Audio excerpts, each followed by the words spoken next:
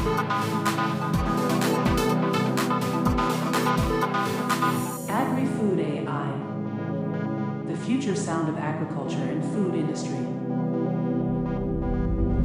The future is now.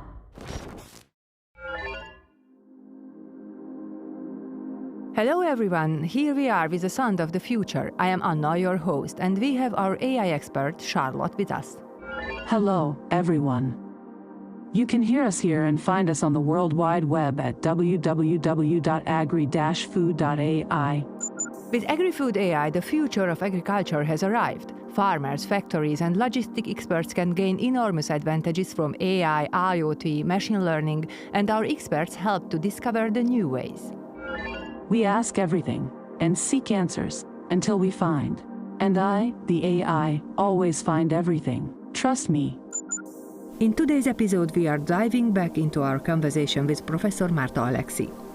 In episode 4, she enlightened us on the connection between blockchain technology and agri-food systems, as well as the distinction and ownership problems on raw data and valuable information. Today we are delving deeper, exploring topics ranging from animal welfare to optimal nutrition and even the genetic map of the ideal chicken. First, optimization. Charlotte, please enlighten us how an animal farm or a food facility can become more efficient. Optimization in agri-food sector involves maximizing productivity, health, and welfare while minimizing resource inputs and environmental impact. This includes optimizing feed formulations to meet the nutritional needs of animals efficiently, managing herd or flock health to reduce disease risk and improve growth rates, and implementing efficient housing and management practices to ensure animal comfort and well-being. Additionally, optimization in animal farming may involve genetic selection to improve traits such as disease resistance, feed conversion efficiency, and reproductive performance, as well as adopting technologies for automated monitoring and data-driven decision-making to enhance productivity and profitability.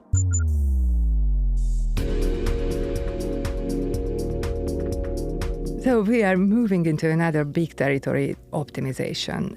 Let's see the components one by one. Let's start with the most sensitive issue, animal welfare. People tend to think of mass production farms as places where animals live in poor conditions, but it's not true now, thanks to the technology. Could you tell us something about animal welfare in the industrial farms? Oh, of course. It's one of my favorite topics, by the way. At one conference, somebody asked me the question that, Márta, this animal welfare is why so important to you? Because you will slaughter these animals. Could not answer, by the way. I had to wait a bit. And after I said that, yes, just think, you should be upside down, because agriculture is about producing plant and animal food or ingredients at first for our food for human consumption. So, of course, for example, I like my field, so my profession, I like it, but I know that we do it because the humans need food. That's it. So if you like your animals so well that you wouldn't like to slaughter them, of course, yes, but you will remain hungry. So what would you like to do with that? So it's very easy and very sensitive question. For example, there are these 5 freedoms for the livestock. Freedom from hunger and thirst, freedom from discomfort, freedom from pain, injury, and disease, freedom to express animal behavior, and the last, that freedom from fear and distress. So, but this freedom to express normal behavior. Several thousand years ago, the animals were free. The cattle were free, the pigs were free. Every animal, which we call it now livestock, lives in the nature. But in this time, humanity didn't need that much amount of food. Exactly. So that was the origin. So if we are talking about animal welfare, the 100% animal welfare, if we just let free all animals back to the nature. Yeah. So that's one. The second, we cannot do it because we need food. And what we did, we put these animals, these 5 big species, to the farms, or at least to the fenced area, and try to give everything, food, water, heat, or cooling, or I don't know, to these animals, to grow them, and to reach our goal, our envious goal, to eat them. And because the population of the world were increasing, because at that time it was just about 1 million people in the world. It was 10,000 years ago. But after now we have more than 9 billion people.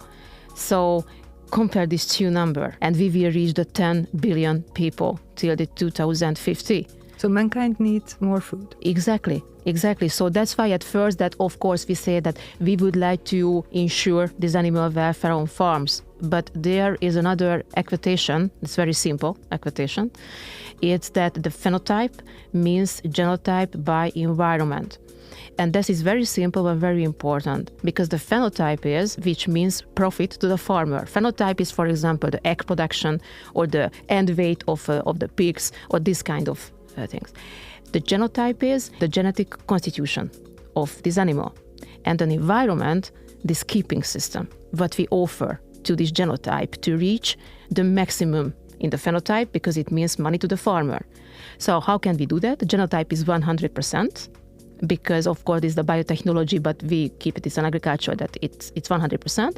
And another is the environment, and because there is an interaction.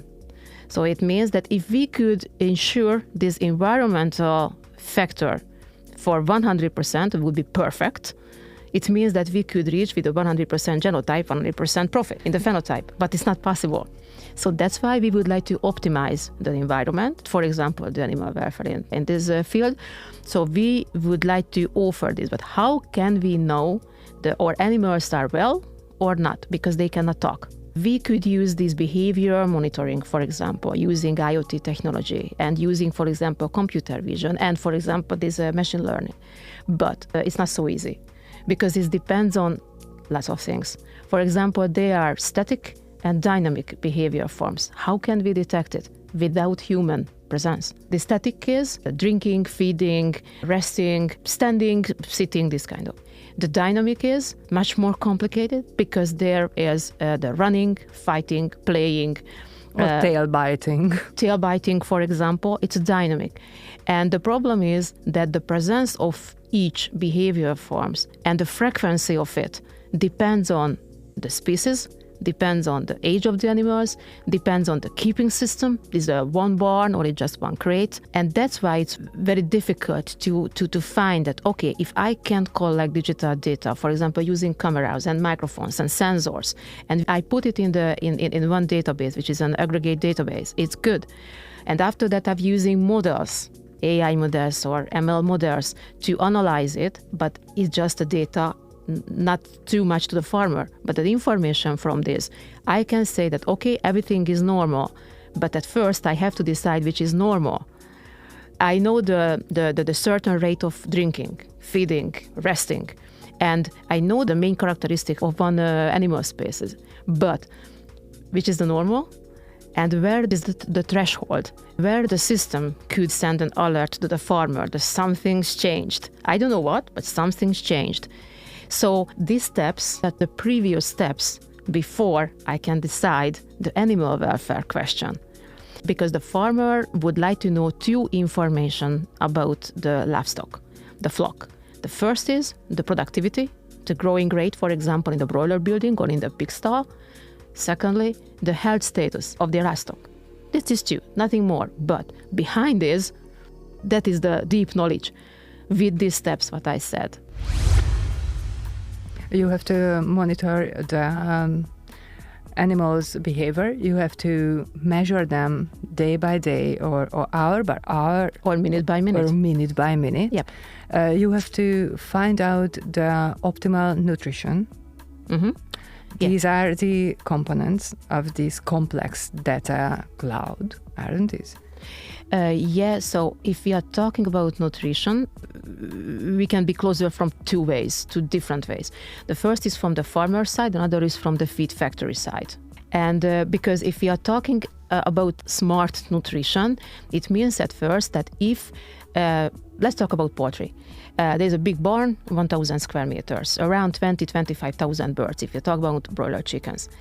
And if I know, for example, the growing curve as close as possible to the truth, it means that if I collect individual data about my birds, then after that, this average growth rate will be closer to the truth, and I know the feed, the ingredients of the feed, and this kind of thing. After that, I can change if I recognize, because of this smart system, that something not okay.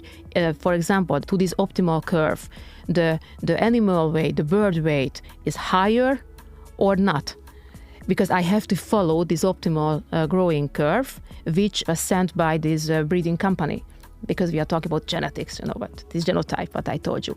And after that, I can play with that. If I know this, after that, I know my feed, what I've got from the company, and I can tell them that something is not good, for example, with protein, or I don't know, with carbohydrates, or I don't know. And so in to and back. But these two parts of this nutrition belongs to each other. And it's very, very complicated thing. But there is this differentiated feeding system, for example, which possible to solve if I collect this digital data about my flock. It could be pig, it could be poultry, it doesn't matter. But if I know that, I can give to the farmer a feedback that, look, there is this curve. You can see on as an web-based or application on your phone. You see that. You see something's changed. Just please check it out.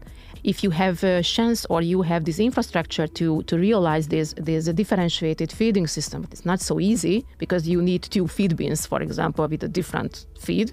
But if you can do it, this is the time to do it. If not, then maybe you change something else. So, and at the beginning of these precision livestock technologies, the feeding companies, some feeding companies, quite big companies, decided to establish the data science research group among these workers, among the employers. And the reason was that they've collected data from the farms about the feeding system, because they know the owner, they know what kind of feed was sold. And it was the reaction for this, that it's good or not. And they built it into their database and used these analyzing methodologies and to improve the quality of the feed. So this is a precision nutrition. And is it difficult to convince farmers to start this kind of farming? Because it's very different from the traditional methods. Yes, but the pressure of the market and the pressure of the recent situation has influence on the behavior of the farms. As I said, the input cost, for example, in the feed cost is the raw cost is around 75% from the production cost. That, for example, in the broiler chickens, in 1985, this feed conversion rate, it means that how many kilogram feed I need to reach 1 kilogram meat, it was 2.5 kilograms per bird kilogram, the live weight. And the aim is for 2027, 1 kilogram per 1 kilogram. Less than a half.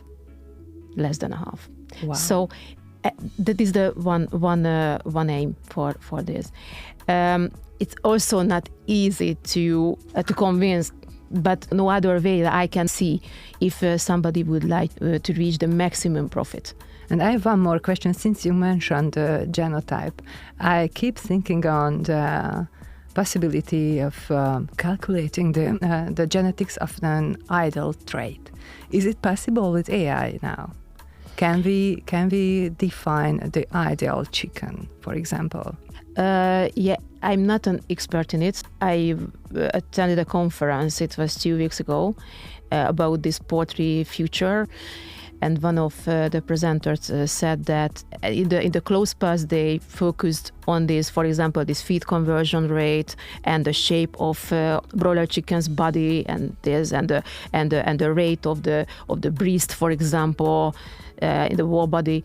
But now they are focusing on the welfare thing. Could it be possible to produce the perfect chicken, So these companies, also the genetics companies, the feed suppliers, the technology manufacturers, are facing this kind of problems and try to find solution because they feel that the farmers need that. So the traditional way, it's not bad, but I can say maybe it's not enough in these circumstances. We talked about a lot of interesting fields. Which is your favorite and which is your scientific future? What do you think?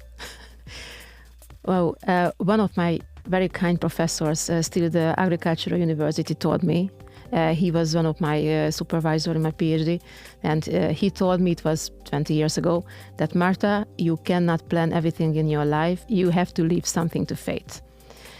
Earlier, I didn't understand, but now I understand. So my honest answer is, I don't know. But I know my favorite fields, the livestock farming, and first of all, pig and poultry. But one of my colleagues told me, who's a vet and a very good expert in cattle, and he told me that, Márta, you have to turn to cattle as well, not just pig and poultry. And I said that, no, I would like to stay with that because I like. So first the pig, I like it, so the pig ethology, but also the poultry is very interesting. So, and together with the AI and together with the machine learning, we have now something, like not a sand grail, but we have something in our hands that we are able to offer and to give the solution to the farms. And together, because in every project that we have, we involved and still involving farmers into it, because the farmer's opinion, this practical point of view, is very important for us if we would like to use, for example, one model, because at the end of the model, the output of the model was judged by the farmer. So it's good or not, because I'm a researcher, of course. Yes, it's not a stupid something. It's good, could be good. The farmer says that no, because. So I've learned every day, and I like it. But honestly, I would like to continue it. That's all I would like to. And could you suggest agriculture and IT as a profession for girls? Do you have girl students in the faculty now? We have, but honestly, I would like to have more. Recently, I have very good students in Óbuda University. It is also very interesting because in ELTE, Faculty of Informatics, they are very, very good experts and very, very good students, but mostly from the software engineering point of view. Data science as well, but it's a bit theoretical point of view what the students and the professors have. It's not a problem. It's good and very, very strong mathematical basis. It's very good. But in the Óbuda University, what I see that there are engineers, and the students will be also engineers. So the practical thinking, it's very, very useful if we would like to put two wires together, for example, or to install a camera, or using this wireless internet connection, or how can we solve that? Is LoRa or LoRaWAN is the better? So this kind of, and this one of my students recently, working with data from milk robots, for example. There are enormous amount of data from the milk robots, and the farmer doesn't use it because he doesn't know it. And now what we try to realize that in this database, we would like to find, at least look for these hidden patterns in it, maybe the connections between two factors or two rows or columns, what the farmer thinks that could be worthly and could be built into the daily activity, but right now he doesn't know about that. For example, it's very interesting because the student is very smart in artificial intelligence, specialization that he studies right now, and we work together, so it's very funny. I learned every day from them, and I really hope that they also could learn from me something so. Márta, thank you very much. Thank you very much. And good luck for the future and for the fate. Thank you very much. Thank you for listening. Check the previous episodes and tune in to us in the future. With us, the future is now. If you have any questions or problems, don't hesitate to reach out. www.agri-food.ai. Meet us on the internet, www.agri-food.ai. And next week here on the AGRI-FOOD.AI podcast. You can find us on Spotify, on Apple Podcasts, and on YouTube. Subscribe to our channel and receive notifications when a new episode is available. The AGRI-FOOD.AI podcast is the official release of AGRI-FOOD.AI. Host Anna Maronic, sound design 6. Recorded by Zoltán Mandácskó. Producer István Erdei and AGRI-FOOD.AI. This podcast was created by Trip Visual, Trip Audio.